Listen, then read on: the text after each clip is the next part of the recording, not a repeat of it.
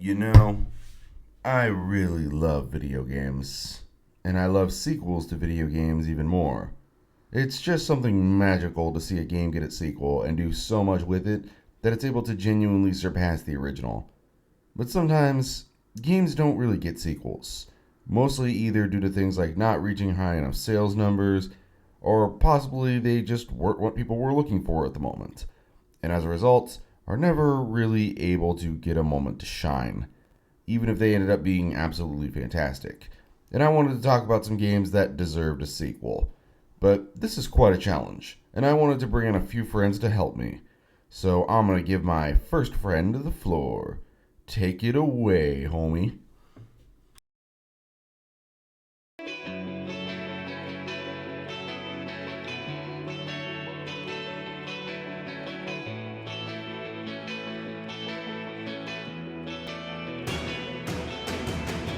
Hey everyone, what up? Matt Kaiser here, and thanks to the awesome Crimson Russell for allowing me to be here. It was an absolute pleasure to, once again collab with the homie himself.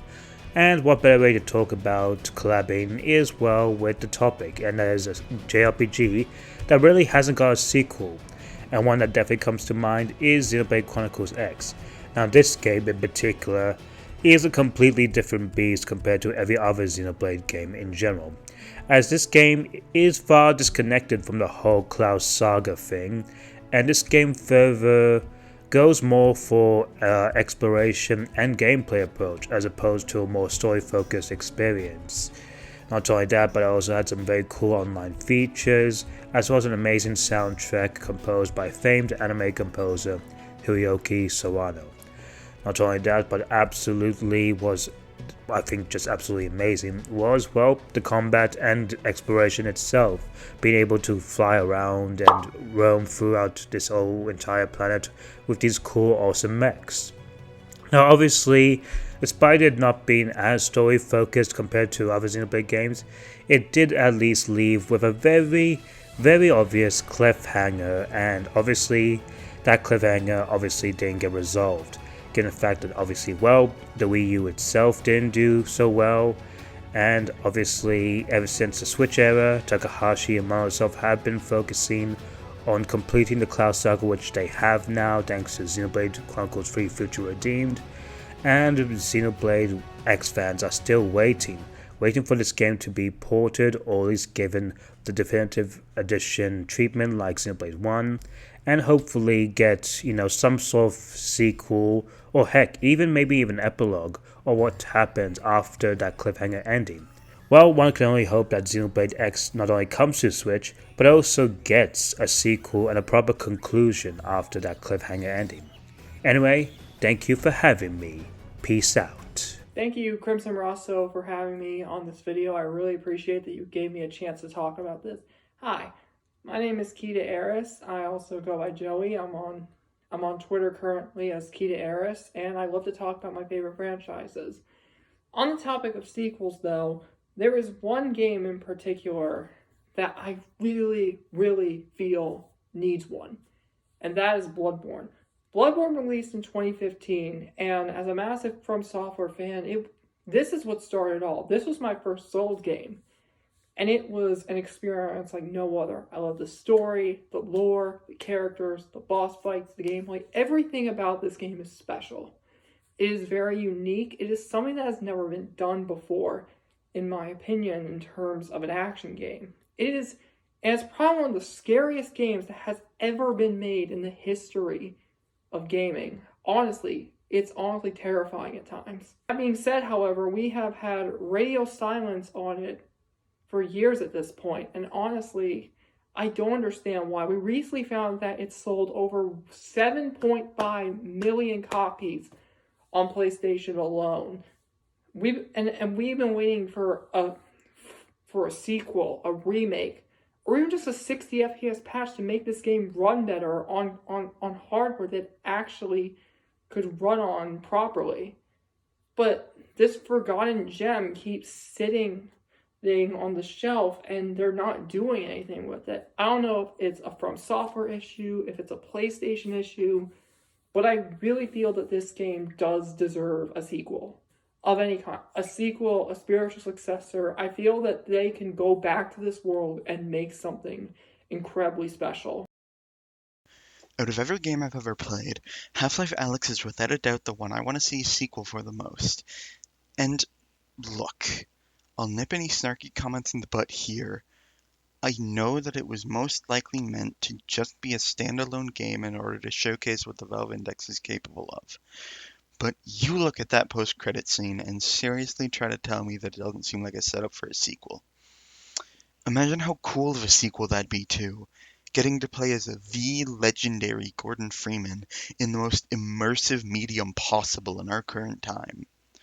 Half-Life Alyx is already, in my opinion, the most impressive game ever made, in or out of VR, and is the most fun I've ever had playing a VR game. Valve already made something perfect on their first attempt. Imagine what they could do now that they have that experience under their belt.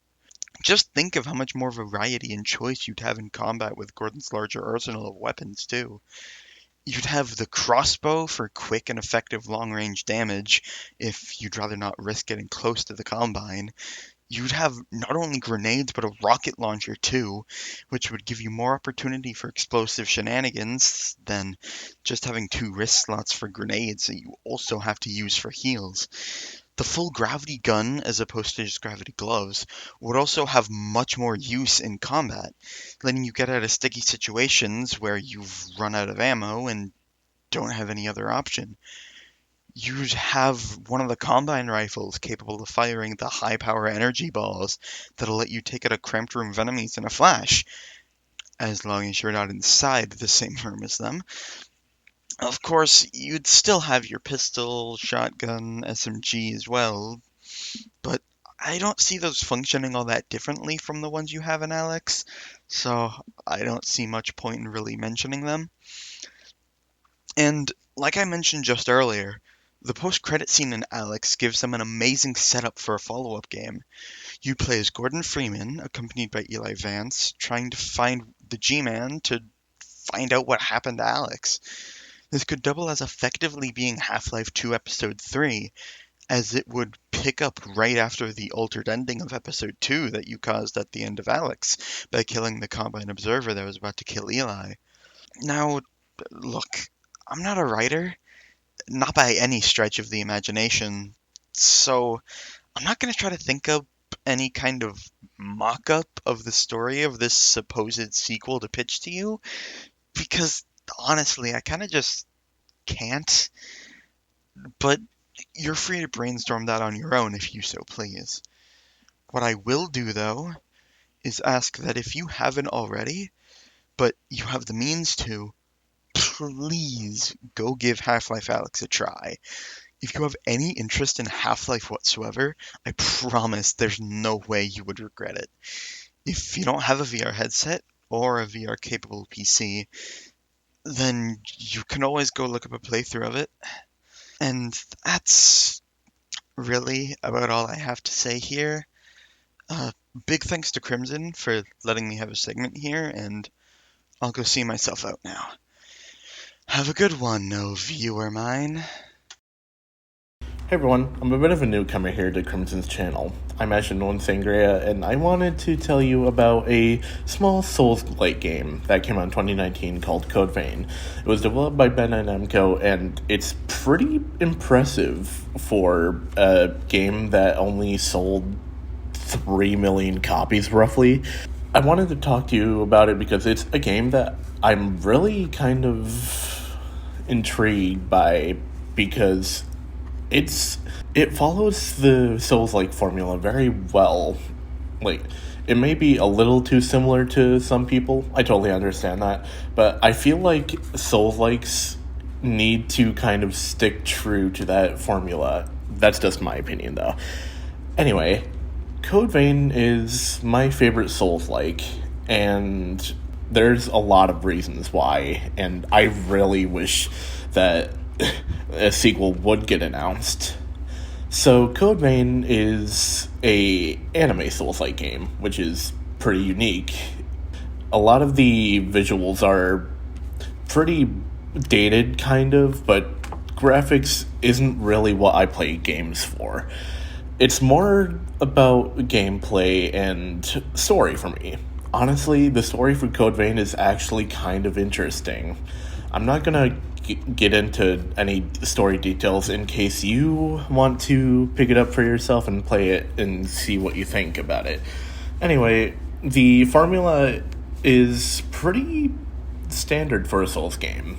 There's not a whole lot of differences from a Souls game. You have pretty much your basic movement, your basic bosses, your basic layout, and that's it. It doesn't need to do anything new or fancy to stand out as a Souls game. It's a Souls game. What's a Souls game without bosses? Bosses in Code Vein are actually really good. There are a few that I really am not a big fan of, but there are a few that I really like, and I hope that they can kind of build on top of that formula for a sequel, in case it gets one anyway. We might not ever get a sequel, but I wouldn't mind booting up Code Vein again once or twice. Anyway, I will let you guys go. Hello, all, and we are at the end of the video, baby. I was saving the absolute worst part of this video for last, and that person is... Wait, me? Oh, man. I should have edited myself first. Okay, whatever. Let's just get to my choice for the video. Now, out of all of the games I want for a sequel, which one is it? Is it Billy Hatcher and the Giant Egg? A new Bubsy? Dare I ask for a return of the legendary game Daikatana? No, of course not. I'm not that insane. No. The game I want to give a remake to is the one, the only, Eternal Sonata. Now, Eternal Sonata is a genuinely fascinating title to me. It was released back on the 360 and PS3 era of gaming, a time when RPGs were more or less kind of losing relevance on home consoles, and were slowly moving on to handhelds. So most RPGs on console kind of got left behind if they weren't able to achieve high acclaim, and sadly, Eternal Sonata was unable to keep up. Which, in the end, is a damn shame, because it was such a fantastic title. It had this beautiful, vibrant world that was so incredibly eye-popping with every second I spent with it. The characters were all a lot of fun to watch interact, each bouncing off each other amazingly well. And best of all, the game's combat was some of the most fun and interesting I had ever played.